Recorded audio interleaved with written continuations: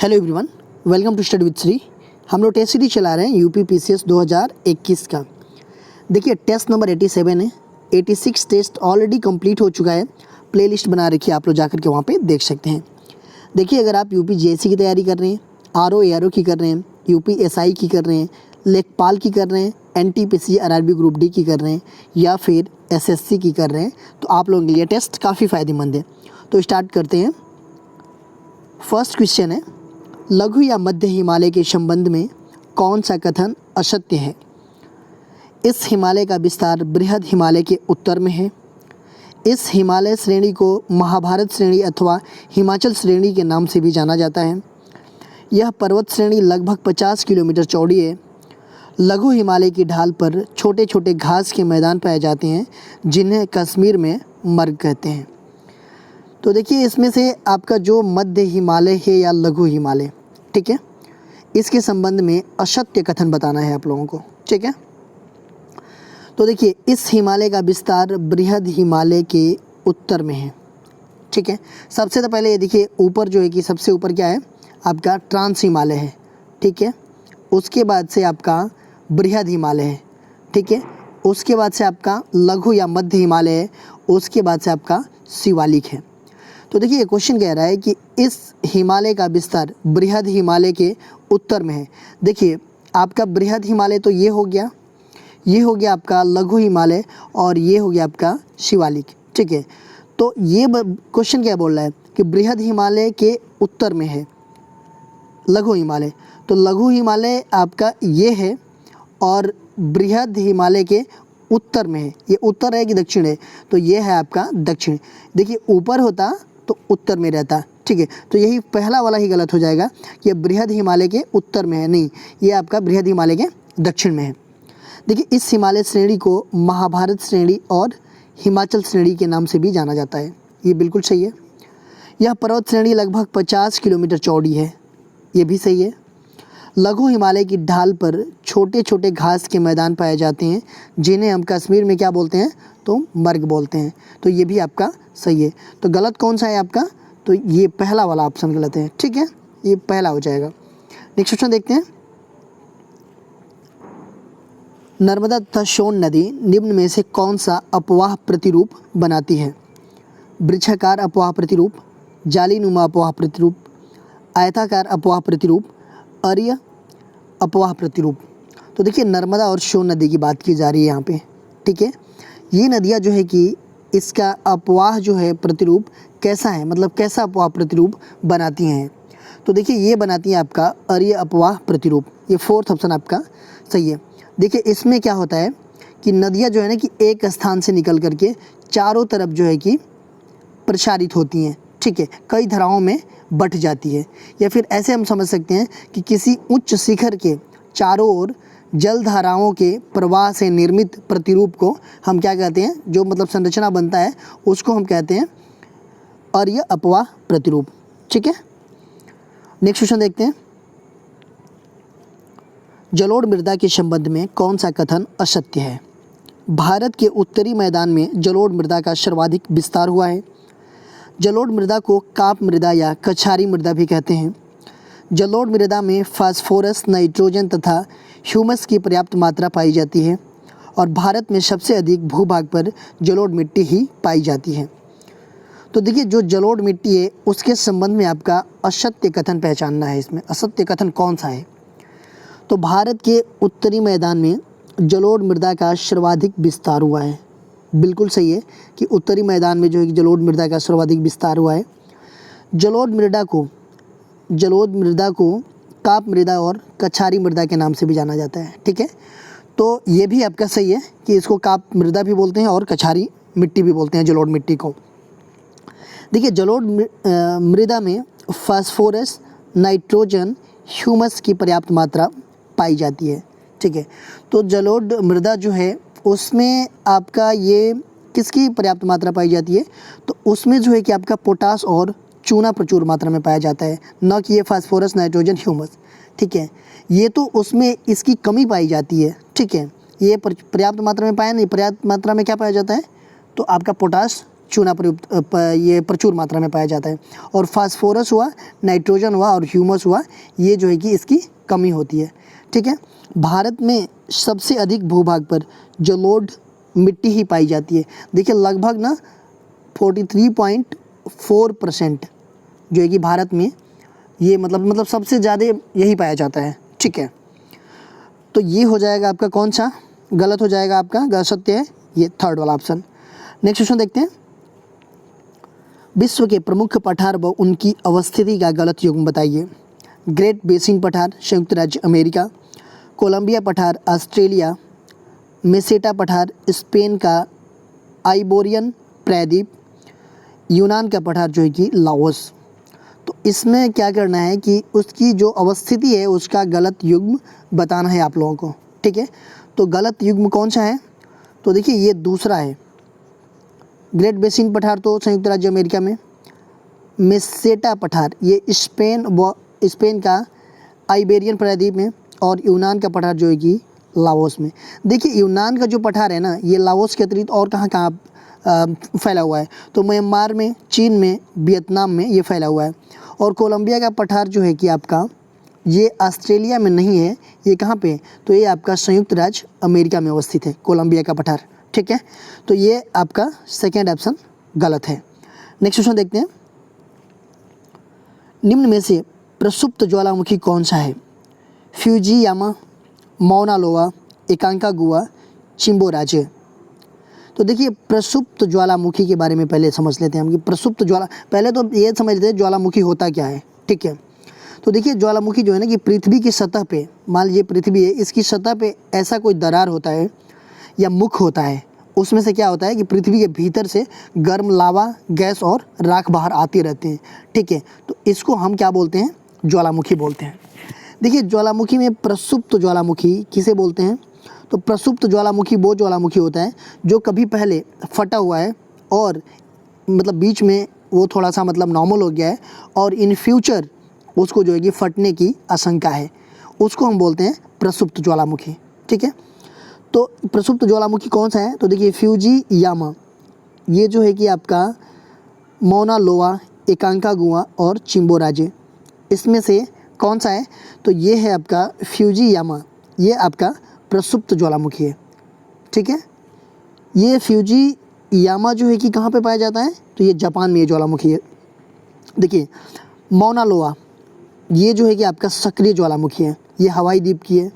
सक्रिय ज्वालामुखी मतलब वो बार बार वो फटता रहता है। ठीक है, एकांकागुआ ये शांत या मृत ज्वालामुखी है, ये अर्जेंटीना का है।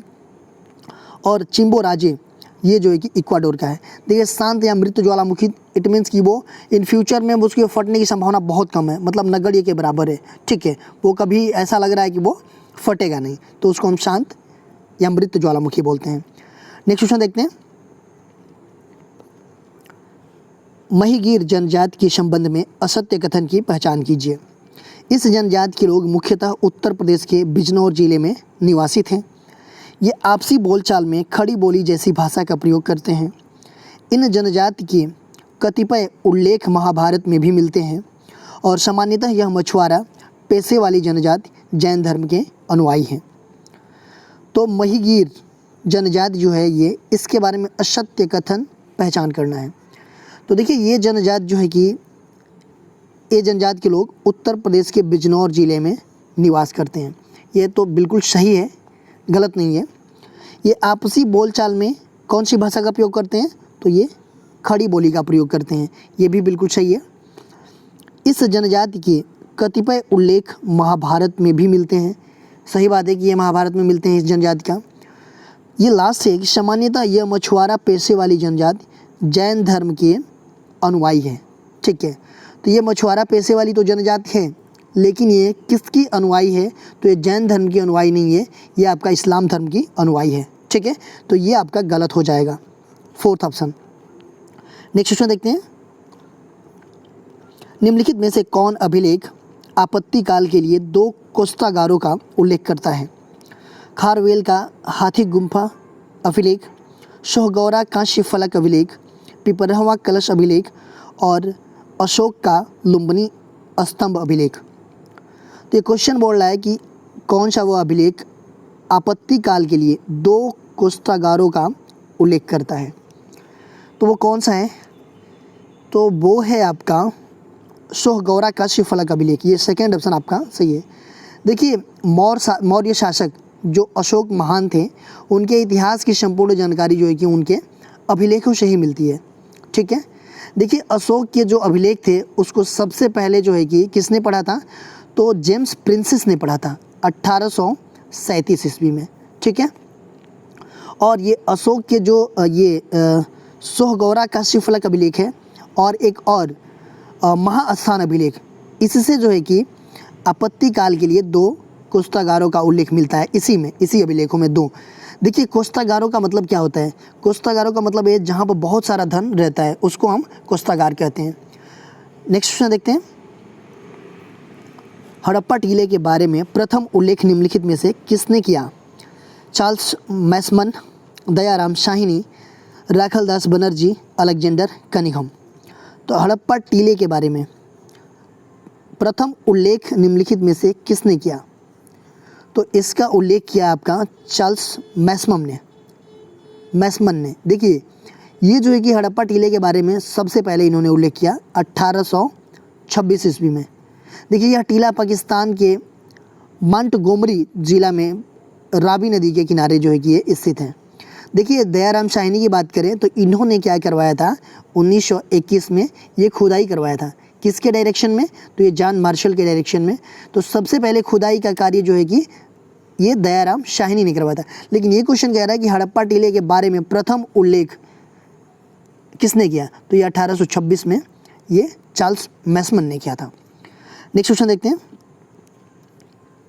धन निष्क्रमण सिद्धांत मतलब ड्रेन थ्योरी को प्रतिपादित करने वाले का नाम है? महादेव गोविंद रानाडे, दादा भाई नौरोजी, सुभाष चंद्र बोस, बाल गंगाधर तिलक।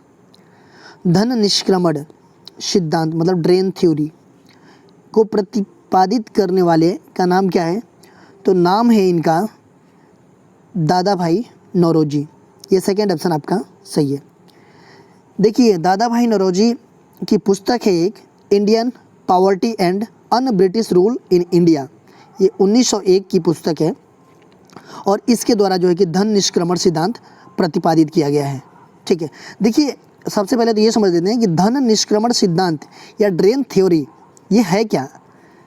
देखिए, ऐसा हुआ कि ब्रिटिश शासनकाल के समय में भारतीय उत्पाद था वह हिस्सा जो जनता के उपभोग के लिए उपलब्ध नहीं थे।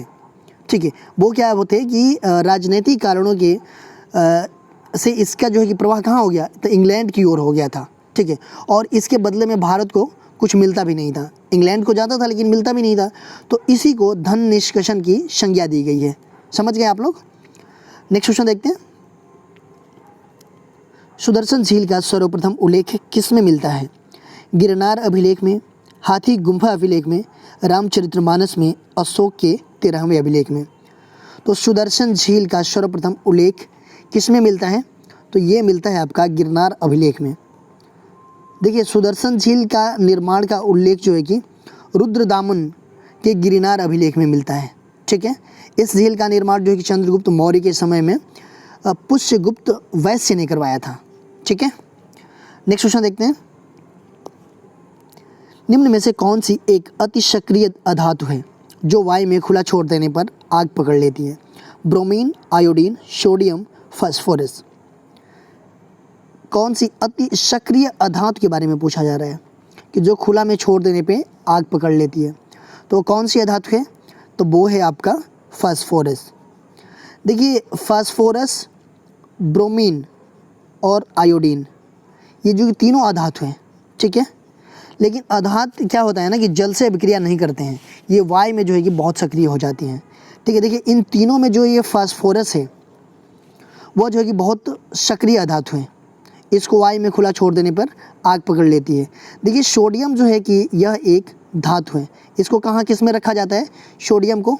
तो आप लोग कमेंट बॉक्स में मुझे बताइएगा। ठीक है, देखिए ब्रोमीन जो है कि एकमात्र अधातु है ऐसा कि जो कि कमरे के ताप पर जो ये द्रव अवस्था में होता है। नेक्स्ट क्वेश्चन देखते हैं। निम्न कथनों में से असत्य कथन की पहचान कीजिए। बैक्टीरिया यूकैरियोटिक कोशिका का उदाहरण है। प्लाज्मा झिल्ली के अंदर कोशिका द्रव्य एक तरल पदार्थ है। कोशिका द्रव्य तथा केंद्रक दोनों मिलकर जीव द्रव्य बनाते हैं। प्रकाश संश्लेषी बैक्टीरिया में क्लोरोफिल झिल्लीदार पुटिका के साथ होती है। तो इसमें असत्य कथन की पहचान करनी है। देखिए, बैक्टीरिया यूकैरियोटिक कोशिका का उदाहरण है क्या? तो बैक्टीरिया जो है कि यूकैरियोटिक कोशिका का उदाहरण नहीं है। ये किसका उदाहरण है? तो ये प्रोकैरियोटिक कोशिका का उदाहरण है ये। तो ये पहला वाला ही ऑप्शन आपका असत्य हो गया। देखिए, प्लाज्मा झिल्ली के अंदर कोशिका द्रव्य एक तरल पदार्थ होता है, सही है।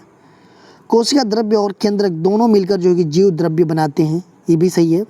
और प्रकाश संश्लेषी बैक्टीरिया में क्लोरोफिल झिल्लीदार पुटिका के साथ होता है, ये भी आपका सही है। तो गलत कौन है? तो ये बैक्टीरिया कहाँ पे होता है? यूकैरियोटिक कोशिका का उदाहरण नहीं है, ये है आपका प्रोकैरियोटिक कोशिका का उदाहरण है। फर्स्ट ऑप्शन आपका हो जाएगा। नेक्स्ट क्वेश्चन देखते हैं। दूध का अपेक्षिक घनत्व ज्ञात किया जा सकता है हाइड्रोमीटर से, ब्यूटीरोमीटर से, लैक्टोमीटर से और थर्मामीटर से। तो अपेक्षिक घनत्व दूध का ज्ञात किया जा सकता है, तो ये किया जा सकता है आपका लैक्टोमीटर से। थर्ड ऑप्शन आपका सही है। देखिए, ब्यूटीरियोमीटर जो है कि इससे क्या होता है? तो इससे जो है कि दूध या दुग्ध उत्पादन में वसा की मात्रा को मापने का उपकरण है ये। देखिए, हाइड्रोमीटर, इससे क्या होता है? तो किसी द्रव का अपेक्षिक घनत्व मापा जाता है। और थर्मामीटर आप लोगों को पता ही है कि टेम्परेचर नापने का काम करता है, ठीक है। तो ये हो जाएगा इसमें थर्ड ऑप्शन। नेक्स्ट क्वेश्चन देखते हैं। निम्न में से किस प्रथा के अंतर्गत ब्रिटिश व्यापारी भारतीय उत्पादकों, कारीगरों एवं शिल्पियों को अग्रिम पेशगी के रूप में धन दे देते थे? कम्योटिक प्रथा, ददनी प्रथा, तिनकटिया प्रथा, इनमें से कोई नहीं। तो क्या क्वेश्चन कह रहा है, समझिए इसको कि निम्न में से किस प्रथा के अंतर्गत ब्रिटिश व्यापारी भारतीय उत्पादकों, कारीगरों एवं शिल्पियों के अग्रिम पेशगी के रूप में धन दे देते थे? तो वो थे आपका कौन? ये ददनी प्रथा के अंतर्गत। ये सेकंड ऑप्शन आपका सही है। देखिए, कम्योटी प्रथा, इसके बारे में जो है कि इसके अंतर्गत जो बिहार था और उड़ीसा था, इसमें कृषि दास के रूप में जो है कि खेती करने वाले कुर्मी जाति के लोग अपने मालिकों द्वारा प्राप्त ऋण पर दी जाने वाली ब्याज की राशि के बदले ये जो है कि जीवन भर उसकी सेवा करते थे, कम्योटी प्रथा के अंतर्गत। तिनकटिया प्रथा आप लोगों को पता ही होगा कि तिनकटिया प्रथा के अंतर्गत क्या था कि चंपारण के जो किसान थे, उनके ज़मीन पे 3/20 भाग पे नील की खेती करना अनिवार्य होता था अंग्रेजों के अकॉर्डिंग, ठीक है। नेक्स्ट क्वेश्चन देखते हैं। केंद्रीय सांख्यिकी संगठन के संबंध में निम्न कथनों पर विचार कीजिए। इस संगठन की स्थापना 2 मई 1954 को की गई थी। इस संगठन का मुख्यालय नई दिल्ली में स्थित है। उपर्युक्त कथनों में से कौन सा कथन सही है? केवल एक, केवल दो, एक और दो दोनों, न तो एक और न ही दो। तो देखिए, केंद्रीय सांख्यिकी संगठन, इसके संबंध में पूछ रहा है। तो इसकी स्थापना जो है कि कब हुआ था? तो इसकी स्थापना जो है कि आपका 2 मई 1951 को हुई थी, न कि 54 को। तो यही गलत हो गया, पहला वाला ही। इस संगठन का मुख्यालय जो है कि नई दिल्ली में स्थित है, तो ये आपका सही है। इस संगठन का मुख्यालय कहाँ पे है? तो नई दिल्ली में है। तो ये हो जाएगा आपका केवल 2, ठीक है। नेक्स्ट क्वेश्चन देखते हैं। सत्य कथन पहचानिए। राष्ट्रीय नवीनीकरण कोष की स्थापना केंद्र सरकार द्वारा 1991 में किया गया था। गोल्डन हैंड शेक योजना सार्वजनिक प्रतिष्ठान के कर्मियों को स्वेच्छा के समय पूर्व लाभप्रद योजना द्वारा अवकाश ग्रहण करने से है। नायक समिति का संबंध लघु उद्योगों की वित्त एवं रुग्णता संबंधी समस्याओं के अध्ययन से था। उपयुक्त सभी कथन सत्य हैं। तो देखिए, राष्ट्रीय नवीनीकरण कोष की स्थापना जो है कि केंद्र सरकार द्वारा 1991 में किया गया था, सही है ये। गोल्डन हैंड शेक योजना सार्वजनिक प्रतिष्ठान के कर्मियों को स्वेच्छा से समय पूर्व लाभप्रद योजना द्वारा अवकाश ग्रहण करने से है, ये भी आपका सही है। नायक समिति का संबंध लघु उद्योग की वित्त एवं रुग्णता संबंधी समस्याओं के अध्ययन से था, ये भी आपका सही है। तो देखिए तीनों सही है, तो ये हो जाएगा आपका उपयुक्त, सभी कथन सही है, ये फोर्थ ऑप्शन आपका सही हो जाएगा। नेक्स्ट क्वेश्चन देखते हैं। पुरंदर की संधि 1776 में मराठों का प्रतिनिधि कौन था? सुखाराम बापू, माधवराव, नाना फडणवीस, इनमें से कोई नहीं। पुरंदर की संधि जो है कि 1776 ईस्वी में हुई थी, तो मराठों का प्रतिनिधित्व कौन था? तो ये था आपका नाना फडणवीस, ये थर्ड ऑप्शन आपका सही है। देखिए पुरंदर की संधि जो है कि 1776 ईस्वी में हुई थी। उस टाइम पे आपका अंग्रेज गवर्नर वारेन हेस्टिंग था, ठीक, उसके समय में ये पुरंदर की संधि हुई थी और ये अंग्रेजों तथा मराठों के बीच हुई थी। तो मराठों का प्रतिनिधि कौन था? ये नाना फडणवीस थे। नेक्स्ट क्वेश्चन देखते हैं। संगठन एवं मुख्यालय का गलत युग्म बताइए। अंतर्राष्ट्रीय रेड क्रॉस समिति जिनेवा में, अंतर्राष्ट्रीय परमाणु ऊर्जा एजेंसी वियना में, विश्व स्वास्थ्य संगठन न्यूयॉर्क में एंड संयुक्त राष्ट्र जनसंख्या कोष न्यूयॉर्क में। तो इसका जो है कि गलत युग्म बताना है। देखिए अंतर्राष्ट्रीय रेड क्रॉस समिति, इसका हेडक्वार्टर जिनेवा में है, बिल्कुल सही है। अंतर्राष्ट्रीय परमाणु ऊर्जा एजेंसी वियना में है। विश्व स्वास्थ्य संगठन, इसका हेडक्वार्टर कहाँ पे है? तो न्यूयॉर्क में नहीं है, ये कहाँ पे है आपका? तो ये आपका जिनेवा में है। संयुक्त राष्ट्र जनसंख्या कोष, इसका हेडक्वार्टर न्यूयॉर्क में है। तो आपका थर्ड ऑप्शन आपका गलत हो जाएगा, विश्व स्वास्थ्य संगठन। अच्छा, ये WHO का गठन जो है कि कब हुआ था, किस डेट को हुआ था, और ईयर भी आप लोग मुझे बताइएगा कमेंट बॉक्स में। नेक्स्ट क्वेश्चन देखते हैं। भारतवर्ष में नारी आंदोलन का सूत्रपात निम्नलिखित में से प्रमुखतः किसकी प्रेरणा से हुआ था? एनी बेसेंट, रामाबाई रनाडे, ज्योतिबा फुले, उपरोक्त में से कोई नहीं। तो भारतवर्ष में नारी आंदोलन का सूत्रपात निम्नलिखित में से प्रमुखतः किसकी प्रेरणा से हुआ था? तो ये हुआ था आपका रामाबाई रनाडे के प्रेरणा से, ये सेकंड ऑप्शन आपका सही है। देखिए महाराष्ट्र की महान महिला सामाजिक कार्यकर्ती थी और समाज सुधारिका भी थी ये रामाबाई। इनकी प्रेरणा से जो है कि भारत में नारी आंदोलन का सूत्रपात हुआ। देखिए 1883 ईस्वी में इन्होंने ईसाई धर्म अपना लिया और जीवन भर जो है कि महिलाओं की शिक्षा तथा उनके उत्थान के लिए इन्होंने कार्य किया था। नेक्स्ट क्वेश्चन देखते हैं। स्वच्छ भारत मिशन की घोषणा कब की गई थी? 2 अक्टूबर 2014, 2 अक्टूबर 2015, 15 अगस्त 2014 एंड 15 अगस्त 2015। स्वच्छ भारत मिशन काफ़ी फेमस ये मिशन है। तो इसकी घोषणा जो है कि कब की गई थी? तो इसकी घोषणा किया गया था 2 अक्टूबर 2014 को, ये फर्स्ट ऑप्शन आपका सही हो जाएगा। देखिए कल क्वेश्चन ये पूछा गया था आप लोगों से, इसका आंसर आप लोगों को देना था कमेंट बॉक्स में। फॉरवर्ड ब्लॉक की स्थापना सुभाष चंद्र बोस द्वारा किस अधिवेशन से इस्तीफा देने के बाद की गई? त्रिपुरी अधिवेशन, नागपुर अधिवेशन, कानपुर अधिवेशन, मुंबई अधिवेशन। तो कौन सा अधिवेशन था उसमें इस्तीफा देने के बाद की गई थी फॉरवर्ड ब्लॉक की स्थापना? तो वो था आपका त्रिपुरी अधिवेशन था। ये आपका 1939 ईस्वी वाला अधिवेशन था, जिनमें सुभाष चंद्र बोस जो है कि अध्यक्ष तो चुने गए थे, निर्वाचित हुए थे, लेकिन इन्होंने त्यागपत्र दे दिया और त्यागपत्र देने के बाद से किसको बनाया गया? तो ये राजेंद्र प्रसाद को बनाया गया था, ठीक है। और इसके बाद से त्यागपत्र देने के बाद से ही सुभाष चंद्र बोस ने फॉरवर्ड ब्लॉक की स्थापना की थी, ठीक है। आज के क्वेश्चन देख लेते हैं हम लोग। निम्न में से कौन सा ग्रह पार्थिव ग्रह का उदाहरण नहीं है? शुक्र, मंगल, बुध, शनि। तो पार्थिव ग्रह का उदाहरण जो है कि नहीं है पूछ रहा है, तो आप लोग कमेंट बॉक्स में मुझे इसको बताइएगा। इसका आंसर जो मैं नेक्स्ट वीडियो में आप लोगों को बताऊंगा। देखिए अगर आप हमें इंस्टाग्राम, फेसबुक पे भी फॉलो करना चाहते हैं तो इंस्टाग्राम पे हमारी आईडी है स्टडी विद श्री 25, फेसबुक पे मेरा पेज है स्टडी विद श्री के नाम से, और फेसबुक पे एक मेरा ग्रुप है UPPCS BEO RO करके। तो आप लोग यहाँ भी ज्वाइन हो सकते हैं, यहाँ भी कनेक्ट हो सकते हैं। यहाँ पे भी स्टडी से रिलेटेड चीज़ें पोस्ट की जाती है जिससे आप लोगों को फ़ायदा पहुँच सकता है। दोस्तों अगर वीडियो अच्छी लगी तो लाइक कीजिएगा, सब्सक्राइब कीजिएगा, अपने दोस्तों में शेयर कीजिएगा। अगर वीडियो अच्छी ना लगे तो आप लोग डिसलाइक कीजिएगा और कमेंट बॉक्स में मुझे ज़रूर बताइएगा कि डिसलाइक क्यों किया। वीडियो देखने के लिए धन्यवाद।